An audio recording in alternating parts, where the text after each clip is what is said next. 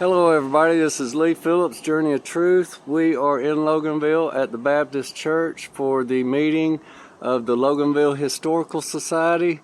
We're going to go in. They're going to be starting in a few moments, and we're going to go in so that we don't disrupt anything and find us a spot.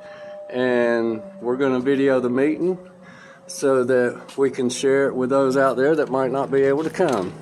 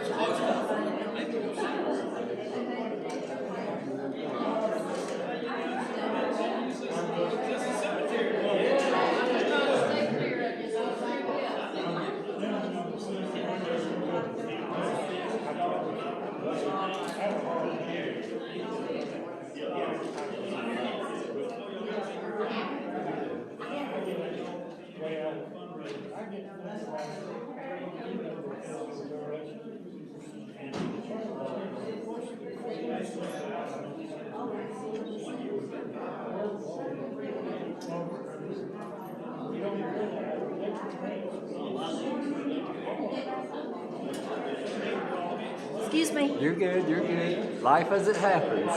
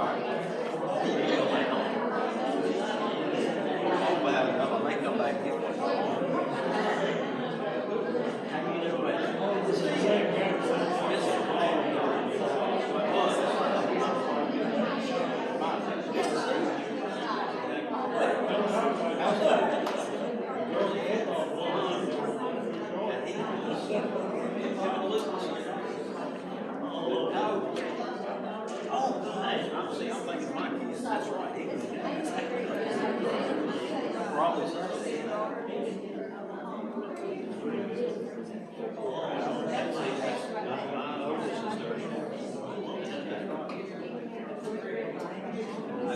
got two.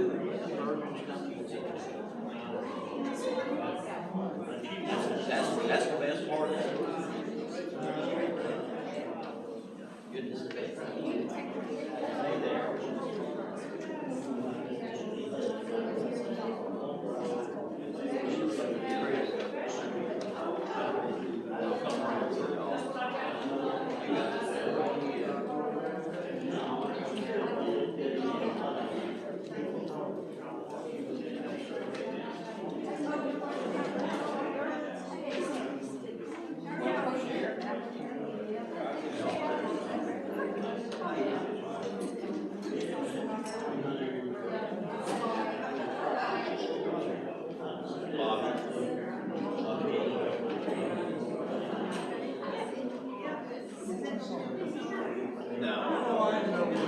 He don't write anything down. She's trying to guess it.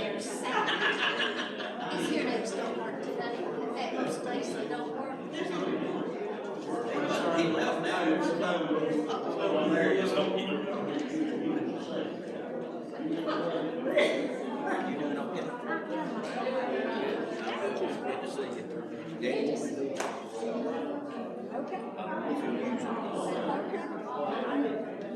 I did my nice little drawing. That was never good.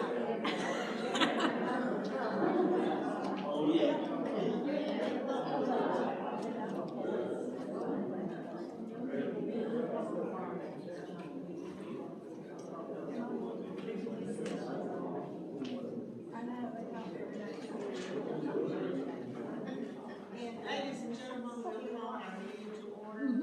Certainly want to welcome each one today. Interested in knowing if we have anyone here for the very first time. Be sure that you sign in, if you will, and read us information so we can share newsletters as they come next time. Charlotte, and we will stand for the pledge to the flag, please. Just sit there.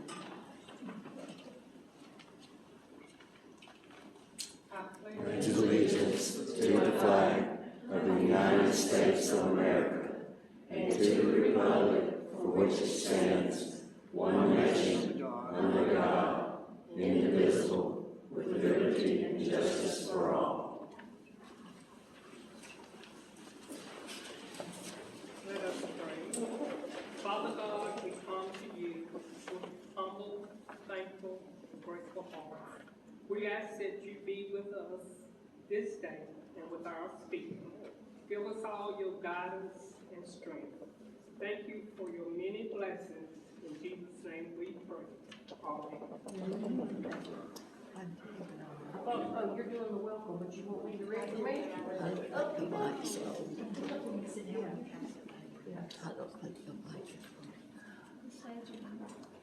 Good afternoon, welcome everybody. It's great to have a crowd like this. Most of y'all that are members got a postcard, and we started putting trivia questions on there. So today's trivia question that ties into our speaker is, where was Loganville's first school of record? Does anybody know where that was? I couldn't find it. You know, where was it? The first school of record was located in the old Masonic Lodge that was once existed near the Camp Street side of the old cemetery in downtown here. Okay, that's right. And do you know what the tuition was for that school back in 1892? $2, I was gonna say $2. Yeah, and then high school was $2.40. But now, if you wanted to board, they put you with a good family, and that was about $8 to $10 a month. But keeping in line with talking about schools, in 1879, the first school that was built outside of that Masonic temple was a two-room schoolhouse, and it was out probably about where the parking lot is out here, where the Baptist church was. It was just a two-room schoolhouse, and in 1890 they built a four-room schoolhouse because they had outgrown the two-room schoolhouse. Now that was built near where the rock gym sits now. It was over there. And it had 3 sliding walls that could be pushed back to make a big meeting space for any public gatherings that they have. Long about the turn of the century, they outgrew the 4-room schoolhouse, so the local officials, the leaders, they decided to take out an insurance bond in the amount of $10,000, be about $250,000 today. And they were gonna, they put it on a referendum, they took a vote, and the citizens voted that yes, they needed to approve that. And so at that point, the 2-story brick schoolhouse that I'm sure a lot of y'all remember, was built, and it was what was built then out here, again, about where the parking lot is out there. They started that schoolhouse in January of 1907, and by mid-June of that same year, the school was completed. They also built an auditorium that would seat about 400 people. At the time, that was about 2/3 of Loganville's population. The fall of '07 is when that school opened, and it was funded by the county and then the tuition, which they quickly realized wasn't enough to keep that school going, and it was not uncommon for about the first 2 years of that school for teacher salaries to be paid out of citizens' pockets. And that led the leadership of the city to realize that in order for that school to succeed, they were going to have to become a part of a public school system. And that would need to be established. So again, they held another election, and the public supported that decision, and the schools began to be financed through local taxation, through a city tax. And that went into effect in the 1909-1910 school year. Later on, Loganville did become a part of the county school system, and that was about the mid-50s. And in 1958, they broke ground and constructed a new school, and that's across the street, right over here. And that house grades 1 through 12. The doors for that school opened in 1958, and it was used as the primary school for a long time. It now houses our city hall building. That's where City Hall is located. So that building has been in use in this city for 66 years. Now, I personally would like to see it used another 66 years, but we'll see where that goes. But that is just our little trivia question and answer. And at this point, who's announcing our Tom Carter? Where are you?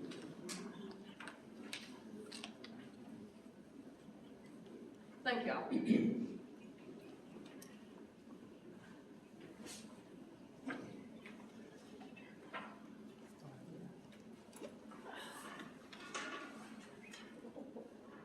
May refute on a few things you said, and I promise not to take over 5 minutes to use Coy. I'm not sure I'd do that, but I have to give you a little history. Last Thursday, I was attempting to do Zoom. They didn't teach me that at Loganville High School, but anyway, I was had some figures on this meeting I was in. I was very small because I have a hard time reading the numbers. So I began to fool around at the desk under the straight edge. And I don't know where it's divine intervention or what, but I came up with this ruler. It says, elect Coy Baker, Board of Education, Post 6, 1990. And that set my thinking fire. I got thinking, what if this, what if that, and what would happen if we done this? A lot of you don't know that 60 years ago, the county Board of Education tried to consolidate into one central high school. And I was in a central high school in Griffin at that time. There were some pluses and minuses. But I got thinking, if this were to happen, what would Loganville be today? On top of that, in the last 30 days, I had a guy who was eating with lunch, and he said, all right, I've been gone about 30 years, and I knew of him. He says, what's happened? What's made Loganville grow? I said, well, I'm not an authority, but a lot of things, but number one, school. And I'm going to get around to Coy and some others here in a minute. We were fortunate in town and this was maybe a decade, the little car was on step 2. This was probably step 1. We had some people that were foresight enough, and they were right. And they could have changed the road during the year. I just do wonder where Logan will be today. And as I told this guy, I said, a lot of things with schools is what's critical. People, we're a bedroom community. A lot of people we talk about interested, we're a bedroom community, that's the best. But getting around all that, these people never know what seeds they plant and what the outcome will be. And we had a lot of, I call it fourth flowers, and I remember sitting in my driveway talking about it. But thought one of the things to do. And we take all this for granted. Somebody planted a seed. And we had about, and now I had about 7, 8 men, and they were right. I look at it across today, and see the West Point graduate out here that came from our school. And then along came, we needed a father. Along came, he was already in the step. I don't know whether it was grooming or not. I didn't know much about Coy other than when I saw him play basketball, it was like the rat and the fire going in the hole. And I'll tie that in and maybe I can see him. And that has something to do with some of the things that Coy did. Coy came along and he doesn't know the impact that possibly he's had. And I just want to thank him today personally for what he's done. One thing I remember, and I don't want to steal his thunder, but at one point in his tenure, he decided he wanted a basketball team like his when he came through. And he was in a position to make some calls, and that's when he brought Ron Bradley on, and he made us a winner. But there was more people behind it, but he planted that seed. And even, I don't want to get too personal, but even in my family, my boy, he didn't have a lot of natural ability, but I could see Ron Bradley in him today. We played all over Northeast Georgia, we became winners, and after the game, the call was down the floor. We're going to stop in Commerce tonight, we're going to eat a certain place, and we did. And next week, he's down on the floor, and he didn't say we had to go. He hit me up a few times, $5, $10, which he needed to. We're going to eat in Winder. And 2 years ago, this same bunch of boys had a reunion. Cole was there, Mr. Bradley was there. I hadn't told Cole this because I've done business with him, so I know how tight he is on the dollar. That's a good thing. But I couldn't ask for a bunch of boys. I couldn't be happy coming through along the school system, whether it be my daughter or my son. And Coy planted seeds, and he looked after Loganville. And some of them may have called him a few names in Monroe. But I never heard anybody say he wasn't fair. And he got a lot of things accomplished.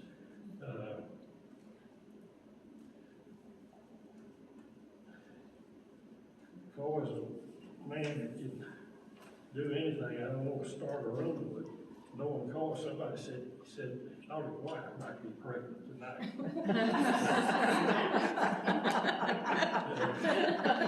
So I have a hard time getting him because I couldn't wake up soon enough to get in before we went to the field. He's unusual. I hope that I can at least make his age and I can contribute. Let me just add this note, and I'm going to sit down for 5 minutes. I was thinking about this measurement thing, and that's another story. I'll talk about it in a minute. Coy came by years ago to my house. It was right, I guess it was around 1990, 35 years ago. And he left us, and my son was very small. And I got home, he said, Dad, look at this. I said, what you got? Measuring stick. Where'd you get it? Mr. Baker gave it to me. And I said, Mr. Baker, let me see it.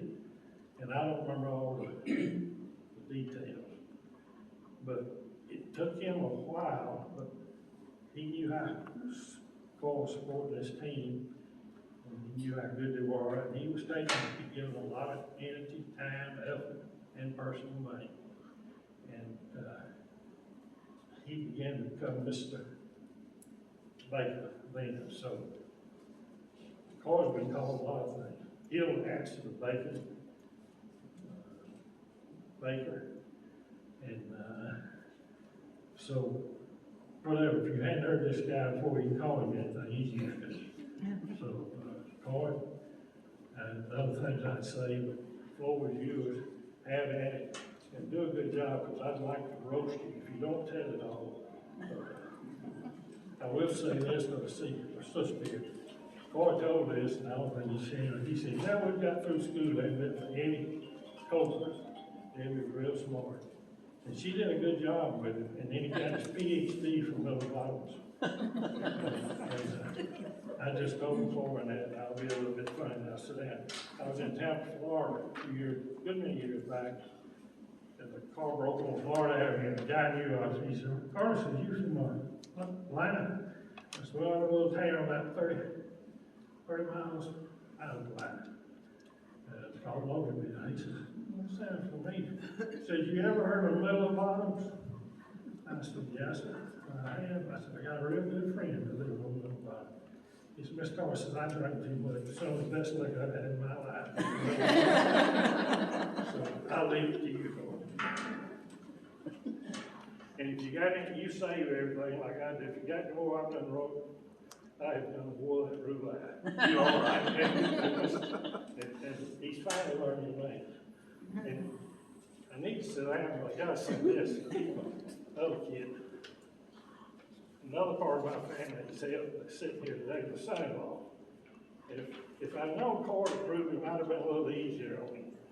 But the story there is, Court affected a lot of kids. This one he affected, he and his granddaddy were over there. And Court had a calf. I don't know all the story, couldn't get him away with it. Anyway, he gave him to my son-in-law and told him, if you do anything with this calf, try it.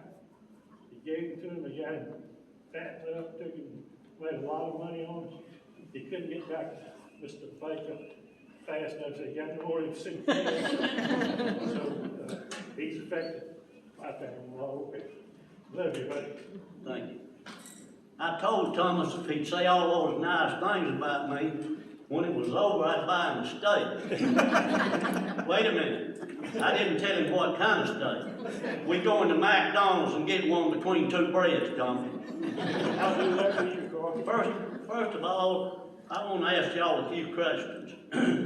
The first question I'd like to ask is, how many of y'all, can you hear me? Am I too loud? How many of y'all remember the Grand Ole Opry? Raise your hand. How many of y'all remember the lady that come out on the stage with the big hat, Minnie Pearl?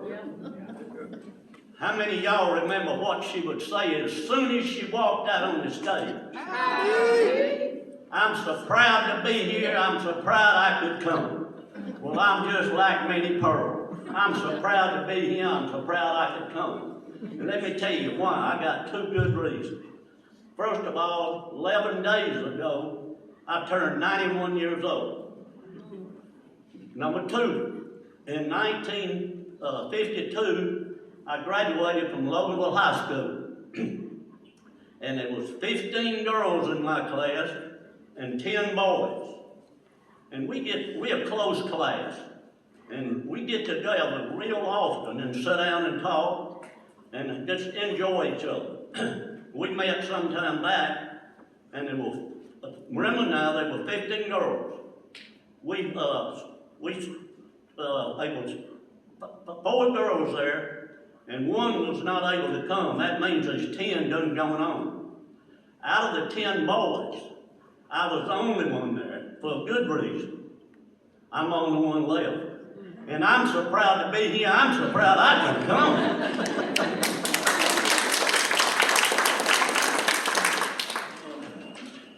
We're going to talk about 2 things. we're gonna talk about two things today. First of all, we're gonna talk about Loganville in the 40s and 50s and the 60s. What I can remember, and I see some of y'all out there probably know how to help me out. And we also gonna talk about when I was on the school board.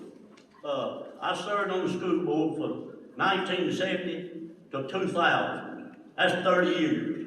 That's a long time. And for the most part, it was very enjoyable, but we'll talk about that later. What we're gonna talk about, all y'all got your little diagrams there. Before I get into this, Michael and Reba, Michael, you and Reba stand up. This is my son and his wife, and if y'all like what y'all got, they're responsible. They're running down that road, okay? So what we're gonna do, we're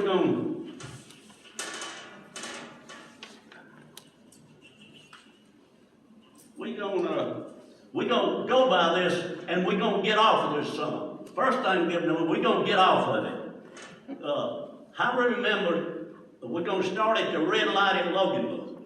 Now remember now, there was only one red light in Loganville back in 40s and 50s.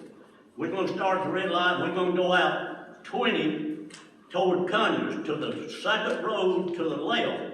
I believe that's Tommy Lee Fuller Road. What do y'all remember? There's a park out there named Gaither Park. What do y'all remember was at Gaither Park 40 and 50 years ago? How many remember what was out there? School. One lady. School. It was a black school light.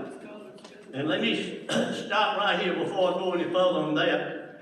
The black principal, and I'm sure it was his daughter, lived at the end of Main Street behind Emmett Stevens' garage back there. And they'd come by the school walking, and he was always dressed in the neatest suits, and she had on the prettiest dresses you could find anywhere. They were dressed to a T. And they had a boy, and we'll talk about him a little later, because me and him was in the gym a lot together. But we'll talk about him when we get down the road a little bit. Now let's get back to the red light on the CVS side. And let's go toward Monroe. Just a little piece. Right there on the corner was a Sinclair store. Standard Oil. Pardon? Standard Oil. I'm sorry? Standard Oil. That was on the other side of 78. Oh, okay. Yeah. Wrong side. Where I'm at, where the Walgreens is, that was a Sinclair store. Cleve Moon run that. CBS. And in later years, the Sheldon boys run it. Us going up that street, up 78 to Wright, Sue Wright, mother and daddy run a restaurant there. And Miss Wright could cook the best hamburgers you ever seen for a dime a piece. That's what I like. And going up on top of the hill was where the black restaurant was at. And that lady could cook some of the best food you ever seen. And there was a black man, I forgot his name. But on back in 40s and 50s, everybody went to town on Saturday. The black was up on top of the hill at that time, and this black man, when he got up there, he took over. I forgot his name now, but didn't nobody fool with him. He was the king of the road. All right, let's go back down and get on the corner where the Standard Oil station was at. That was, what was his name, Mike? George McKenzie. McKenzie. George McKinney was the first one I remember running that Standard Oil station. And at later years, W.L. Briscoe running. After that, you. My father, after World War, was Dewey Still. Honey, I can't hear nothing. I said my father was Dewey Still, and after he came back from World War I, he bought that franchise from George. Okay. And ran it What was for your, who was it? Dewey Still. Oh, yeah, I remember, sure. Yeah, Okay. He ran it for Thank 3 you. years. Thank you. And Mr. Steele running, and then WF Rescue running, and I don't know how many running. But let's go on up the Main Street. Who remembers the hotel in Loganville? Hotel. 2 people remember the hotel. 3 people remember the hotel. It was a 2-story building. And I forgot who all, I believe Mr. B.W. Toller lived in it. Yes, And I don't forgot who all else lived in that old hotel. And it later become a theater right there. Who remembers the Loganville Theater? Oh, a bunch of y'all remember that. Okay. All right, let's go on up the street. Let me find where I'm at. Okay. Going up the street where the church is, there was a phone company back when you ring the twisting phone. There was a phone company back here.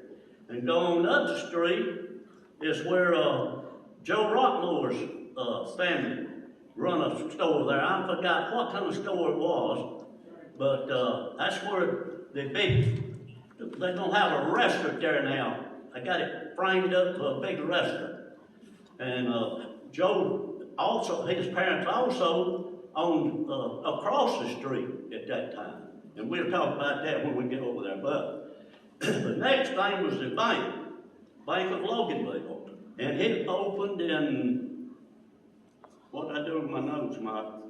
46. 1946. And I don't remember anything being where the barbershop is and the dentist's office. Can anybody help me out there?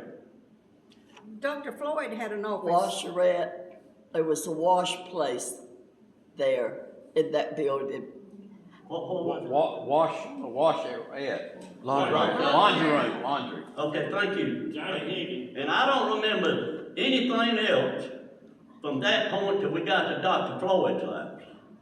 And then I don't remember anything else on down that corner there. So let's go back now and get on the other side of the street for Walgreens. Let me find where I'm at. Okay, on the street where the library is, that was a pure station right there on the corner. Guy Looney run that in the 40s and the 50s. And he had a little old grill in there. They wouldn't allow that now, but he cooked hamburgers in there. And across the street was Toller's Gus Service Station. That was a Gus service station from ever. And not only was it a bus station, it was a Greyhound. You bought your Greyhound tickets there. And a lot of people in the 40s and 50s rode the bus back and forth to Atlanta who were not farmers. Remember, 40s and 50s, this area was a farming community. I mean, it was lots of cotton growing. All right, going to where the Baxter's and the barbershop is. Now remember, now that's been built onto the back of it. But when it was in the 40s and 50s, that was Alford Brothers. First I remember it was Alford Brothers. And in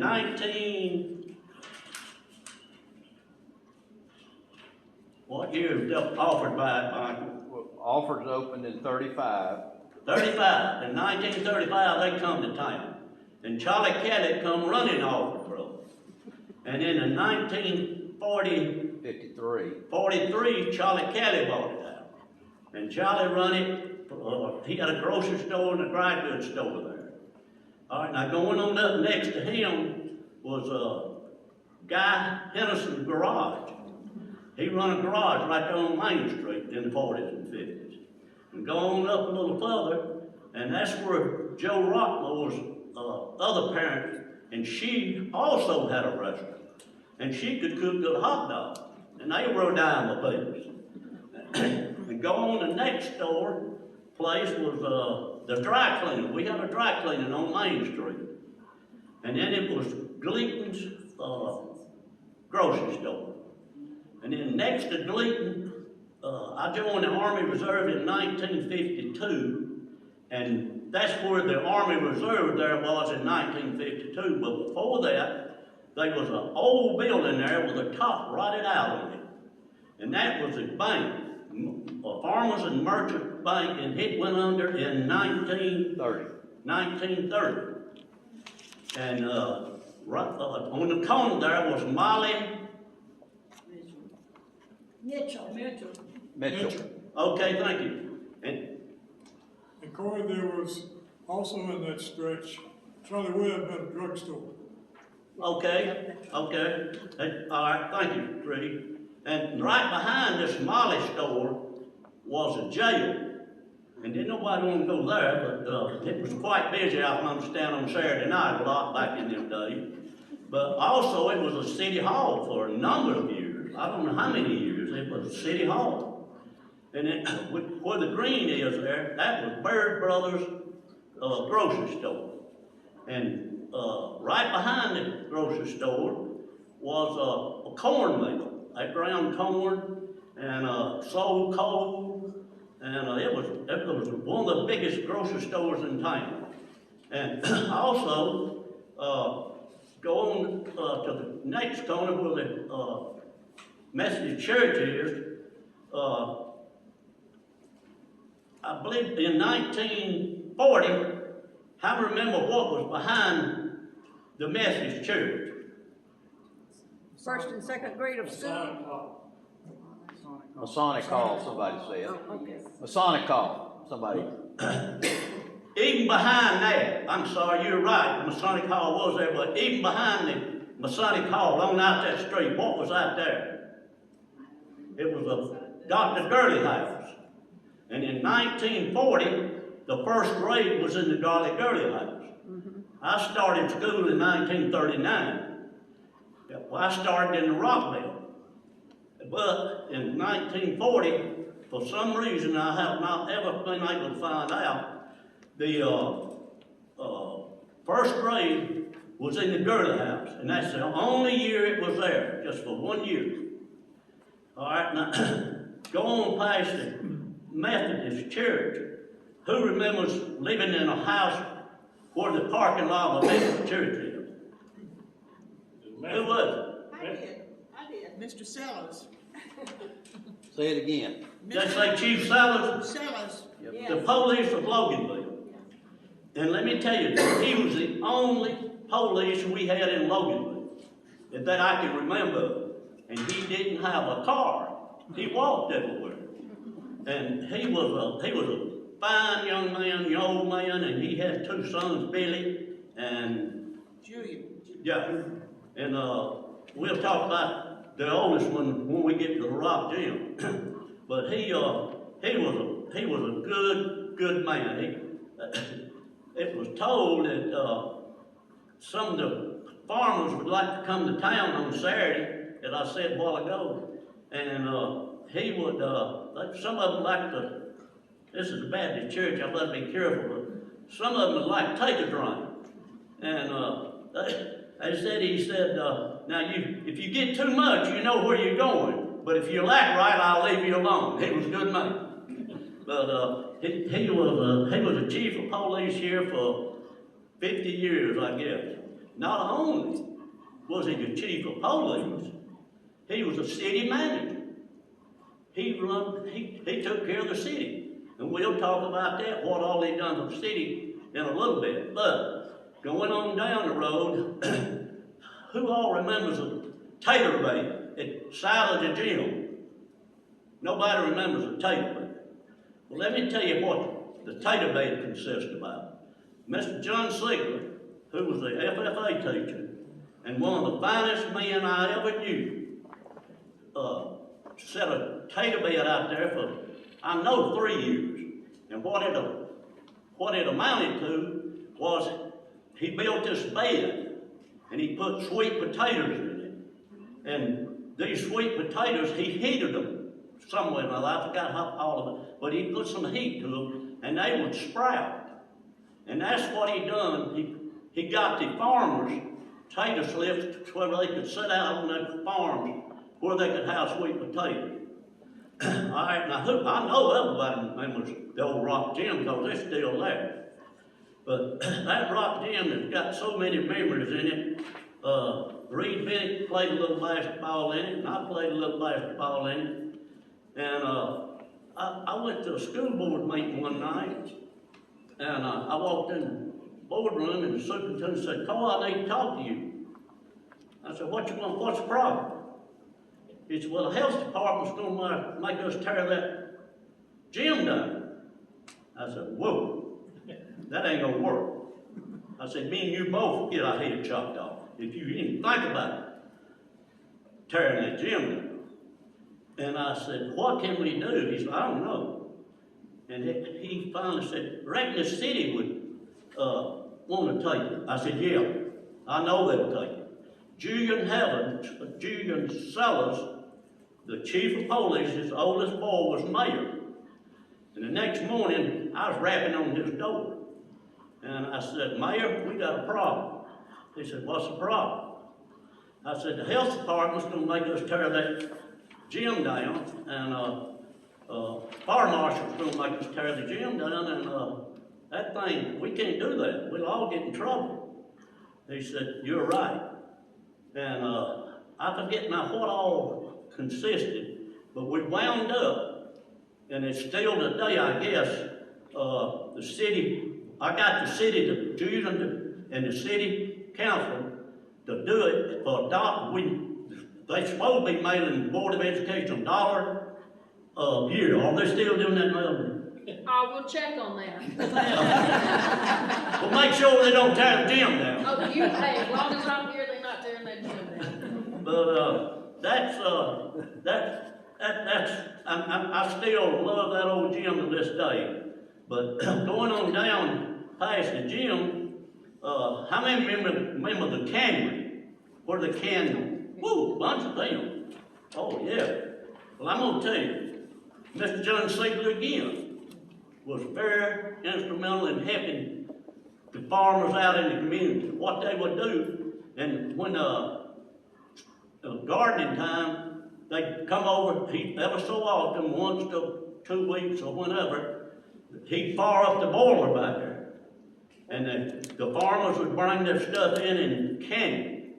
And in the fall of the year, they'd kill beef and hogs. He'd do the same thing. Mr. John Siegler helped a lot of people that he didn't get credit for. He was a good man. And that's right up, coming back up just a little piece to the road, right side of the old rock gym, rock building. I missed the rock gym, the rock building. We'll get back to it. This next place was he got the government, Mr. Siegler did, to build a shop there. And that shop had all kind of saws in it and drills, and that's where people would come and work on the tractors and the machines. And let's back up a little bit to the rock building beside the gym. We called that the Mr. John Siegler building. And when I graduated from high school, the first part of it up front was a library. And behind the library was a homemade department. And on the other side of it was Mr. John Siegler had that side. All right, now let's go on down to the corner where the city hall is now, on that corner. There was a big White House there. The people that lived in that house is the one that owned the store up there on the corner. What was her name? Mitchell. Molly and Will were in the. I believe that's it. Yeah, they lived in that big White House. Yeah. And I graduated again in 1952, and in 1953, Mr. Nunn come and he lived in that house. And I believe Benny Potts also lived in that house. It was a real big house. And I believe both families lived in that house on the corner. Let's see now. Well, is that about it? You want to tell them about the well, where the well was? Oh, yeah.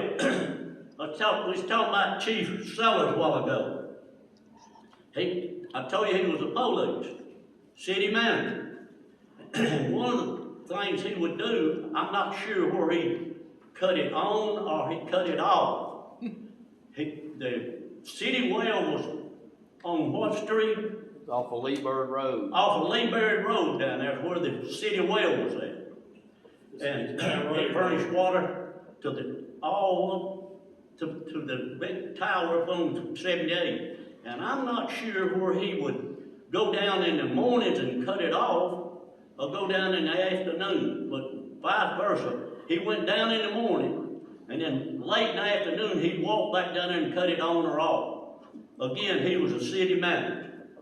And now that's about all I think I know about the old city of Loganville in the 1940s and the 50s. Now, if some of y'all got something to add, please do. Okay, now we're going to talk about school board.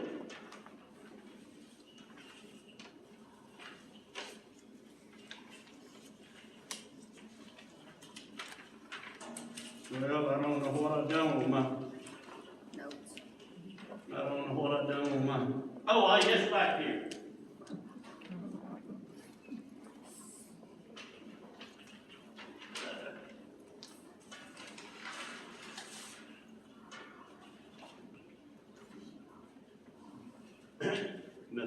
Before I say another word, I don't want anybody leaving here today thinking that I think we got a bad school system in Walton County. I think at present, we got one of the best school systems in the state of Georgia. We got a good board of education. They are very fair, and I'm totally happy with the board of education. We've had 2 good superintendents, and we just elected a new superintendent. They did a couple of months ago, and from all reports, he is too going to be the 3rd real good superintendent we have. So please don't leave here today saying that Cole Baker thinks Walton County school system's in bad shape. I do not feel that. No, I sure don't.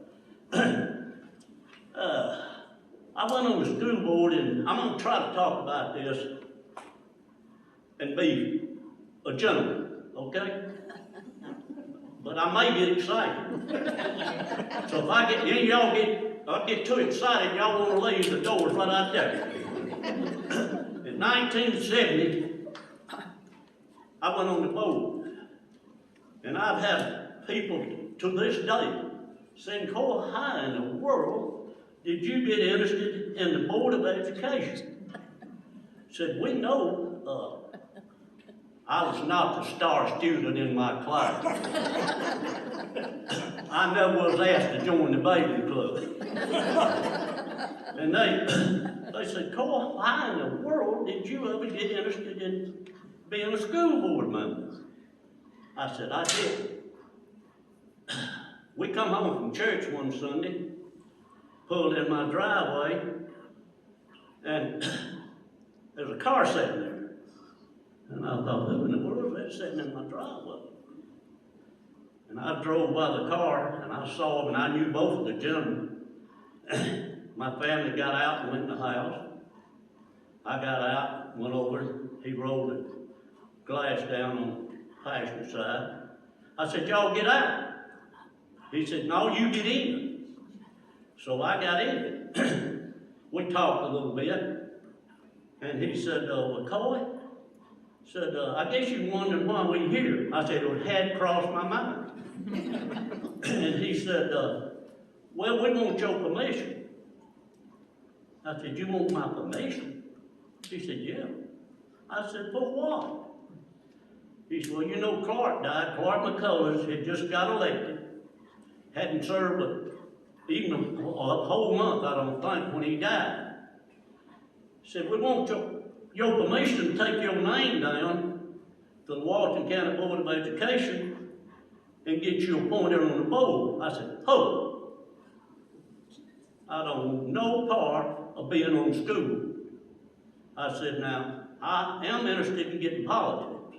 At that time, some people had talked to me, and I was interested in running for district county commissioner, but I didn't want no part of the school board, no part. And I told them, I said, forget it, that's all. They said, okay, I said, think about it. I said, okay. So during the next week, I found out they was meeting with, I'm gonna call them the heavy hitters. That's the fellas in town that run the town, okay? I'm gonna call them the heavy hitters. The heavy hitters had a meeting. And during that time, I had several phone calls saying, Cole, we want you to go down. We want you to let them take your name down. I said, no. But anyway, they met and they come back. I said, Cole, your name's still at the top of the list. And I finally agreed to do it. But honestly, all I was intending to do was serve 4 years the unexpired term. I meant everything in the world to get off of it. I didn't want no part of the school board. But before they took my name down, and before they appointed me, Charles Harris was the principal of Loganville High School. He called me in one morning. He said, he called me Mr. Baker, made me feel good. He said, Mr. Baker said, we understand that they've took your name down to the Board of Education. You hadn't been appointed yet, but said, there's something happened last night at the school board meeting. We think you ought to know it. I said, what's that? Keep in mind, we were building a new school off of 81. They had bought the property and was drawing the plans for the new school off of 81 where the church is now. And I said, what's the problem? He said, well, they took the gymnasium out of it. I said, what? He said, yeah, they took the plans of taking the gym out. Well, how can you have a school without a gym? I mean, that's PE. That's the most important, as far as I'm concerned, might be the most important classroom in it sure is when you come on Friday night and Tuesday, because we played basketball. But anyway, I said, okay. So I went down, first time I ever met Joe Bradley. I called him, introduced myself, and I said, Mr. Bradley, I need to come down and talk to you. He said, come ahead. I went down, we talked, and I said, Mr. Bradley, I understand Board of Education took the gym out of the plans last night. He said they did. And I said, well, I don't think that, I don't like that. I don't believe that's fair. He said, well, I don't either. And I said, well, what can I do to get them put back in the plans? He said, you know James Powell? I'm going to call one name. I'm going to try to just call one name today. He said, you know Mr. James Powell? I said, I have no idea who you're talking about. He said, well, he's a chairman. He said, he lives between here and Bowl Springs. And I said, okay. I called Mr. Powell, and I said, Mr. Powell, this is Cole Baker. I said, I'd like to come talk to you if you give me a few minutes of your time. He said, come on. Now, when I got there, I felt, as soon as I drove in the driveway, I felt pretty good about it. And I'm going to tell you why. I was in the chicken business. I had 4 chicken houses, 58,000 chickens. I had about 70 cows. And when I pulled in his driveway, I saw chicken houses. And I saw cows. And I said, I'm at the right place now. But I told Mr. Powell my problem. And Mr. Powell said, well, I don't want to take it out. I said, well, how can we get it put back in? He said, well, we got to get some more votes. I said, okay. I said, who did I not talk to? He told me a gentleman lived in Goodhope. I left his house and went to Goodhope. He assured me he'd vote for it. So we got that table, and we got a gym in that school. Not by me, but by 3 more members in Monroe. All Monroe board members were not unfair, by a big majority. Don't leave here thinking all the people I served on the Board of Education from Monroe, Georgia was bad. No, they were some good people. In fact, some of the best friends I got today is from Monroe, Georgia. Okay. The next thing I want to talk about, I got the most excited I've ever been in my life, I guess, when I went to the school board meeting that night. But anyway, the school was over here. The PTA president was named, I'll think of it later. She called me in. I was good at going to PTA meetings because I wanted to know what was going on. So she called me and said, Corey, you planning on coming to PTA meeting tomorrow night? I said, well, I'm really planning on. Why? She said, well, we need to talk to you. I said, okay. So I got over there and we had the PTA meeting and she said, let's go into the office. I said, okay. So I went in there with all the PTA, president, vice president, and all the officers. And they said, we want to ask you a question. I said, okay. Said, we want to air condition this building. I said, okay. What's the deal? She said, if we raise the money by the unions, will the Board of Education rewire the building? I said, I can't answer that. I don't know what the Board of Education do. But personally, I think that's a good deal. So I went, talked to the superintendent, got him put it on the agenda. We voted on it, 7-0, I do remember that. 7-0. About 2 months later, Billy Carter had got on the board by this time. I was on the board for first 7, 8 years on the board from Loganville. The other 6 was from Monroe. But by that time, Billy Carter we redistricted my district and split it, and he was on the Board of Education at that time. So we pulled in the boardroom that night. Wasn't no place to park. We had to park down there in the bus shop. And I said, there's something wrong. I told Bill, I said, there's something wrong. We got in the boardroom. We sat down, there's a standing room on in there. We sat down, I opened my agenda. Monroe PTA wanted us to air condition their middle school, which was on the fair.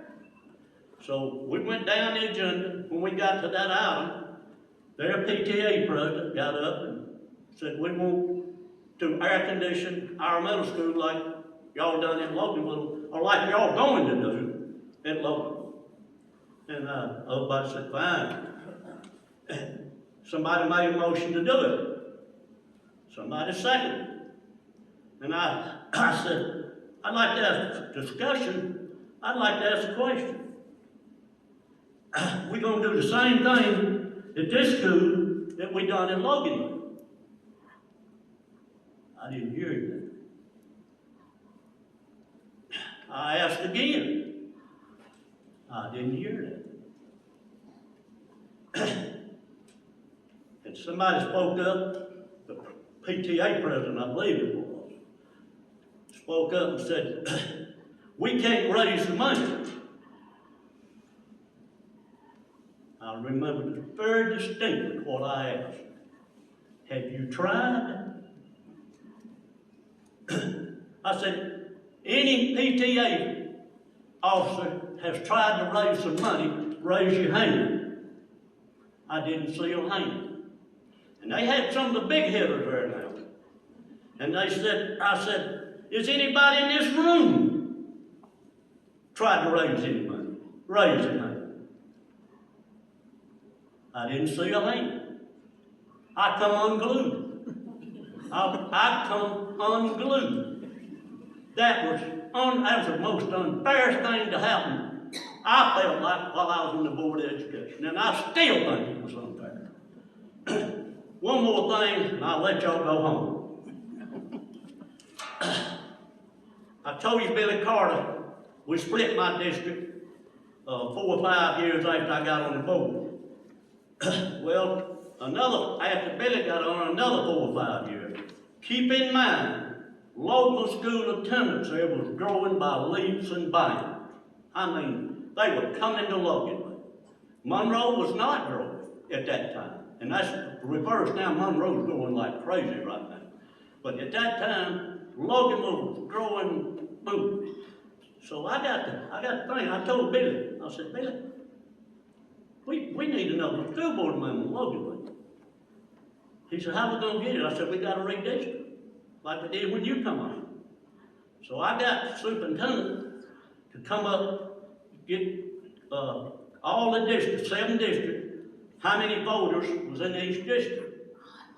And if I remember correctly, and this is not bad wrong, my district was 6, number 6.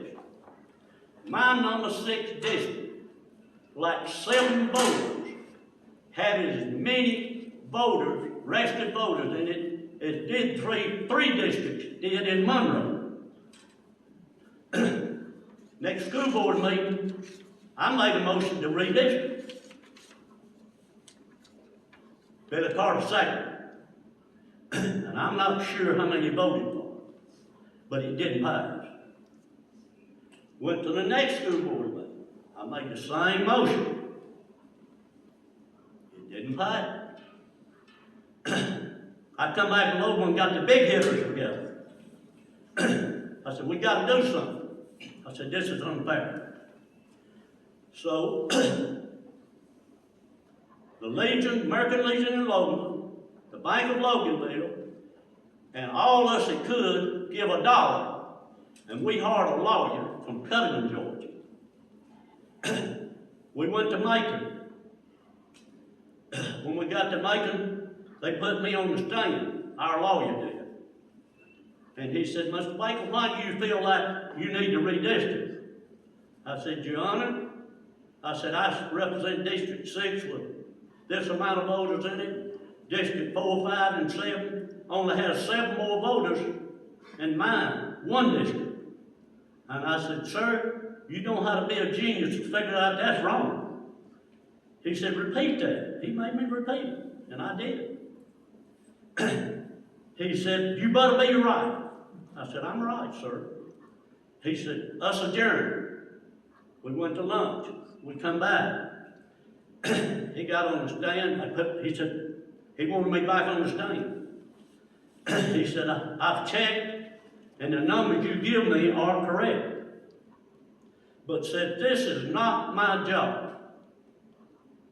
Y'all go back like men and women on the Board of Education in Walton County and sit there and divide this county up equally. I got in the car with 3 more, and I looked at him. I said, this is a waste of time. And he also said, if you don't do it, you come back, and I will. And I looked at them 3, and I said, this is a total waste of time. Our lawyer told me, he said, Mr. Baker, next 3 school board, I believe this is correct. Now, this has been 50 years ago. Next 3 meetings you go to, you make a motion to redistrict. I said, okay, and I did.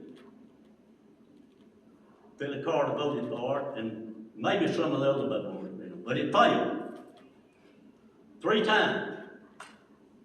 We said, we can't get them to do it. Back to Macon we went. And when we got to Macon this time, he put me back on it. The judge asked me to get back on this thing. And he said, Mr. Baker, have y'all solved the problem? I said, sir, that's the reason we're down here today. We can't solve it. He said, well, I'm going to. He put 7 numbers in a hat and made us draw right there. We had to all run again. Now, I'm fixing to finish. But please don't leave here, nobody today, thinking because some of the board members that I served was unfair. Yes, they were. But the majority of the board members I served with in Walton County was fair. I just happened to be the wrong board members at the wrong time. Thomas, that's about all I got to say. Appreciate it.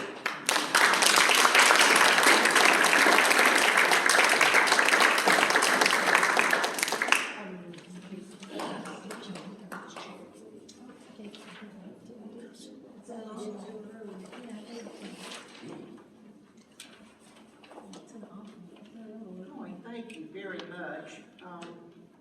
I would like to add one simple thing. I am such a recent graduate that the year I graduated, and by the way, one of my high school classmates is here today. The year that I graduated from Loganville High School, no kindergarten, 12 grades, we reached 500 students. Today, Loganville High School, well, last year I think they had somewhere around 350 in the senior class only. So that tells you how much has changed in Loganville. And we have seen a lot of good growth, but it is certainly important that we continue to keep our history available for everyone, because Coley has done a good job of covering the history of the school system. And I have a small token of appreciation for you, Coley. Thank you very much for a good job. Thank you.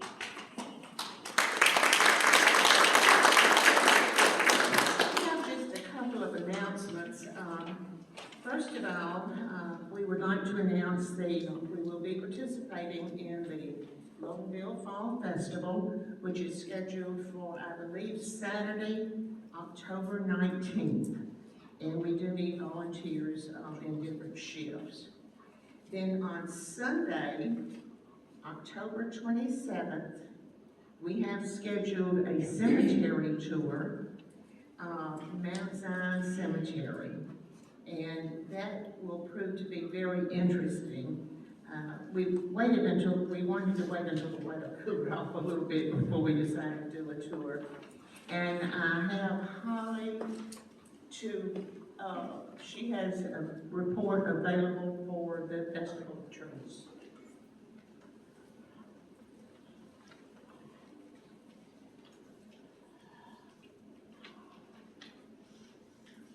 This year is going to be our 5th time to have the Festival of Trees. And so we hope to have 15 trees. It is not hard to do. We're going to set up on Friday, November the 22nd. We're going to start at 10 o'clock. You just have to have your tree there. You decorate it the way you want to. And then people from the community come in and put canned goods under it. And that will be voted the favorite tree of Loganville. However, we have another way that they can win, and on the back of the forms that are back there on the table, you can get Best in Show, and it shows you the rubric that the judges will use to judge the tree. So there's 2 different ways to win. But if you don't put a tree in there, please come up there and bring canned goods, because the canned goods will go to the shepherd staff. So please participate. Thank you, Holly. And if you need applications, there are some available today, but we do want to encourage you to participate in the Festival of Trees. Anyone else have an announcement that you need to make? We certainly appreciate all of you being here today. We hope that you will share a cookie and a glass of bottle of water with us, and stand around and chit-chat when you can. Appreciate it very much, and the meeting is officially adjourned.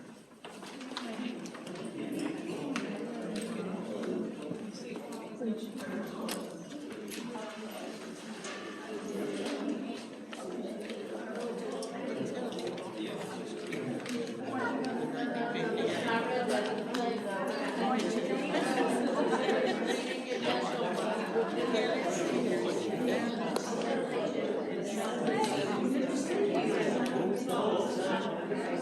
27. All right, folks, there you have it. We're going to close out this session of this video, and we'll see y'all on Facebook and Loganville Concerned Citizens. Y'all have a blessed evening. Be safe out there and be good to one another.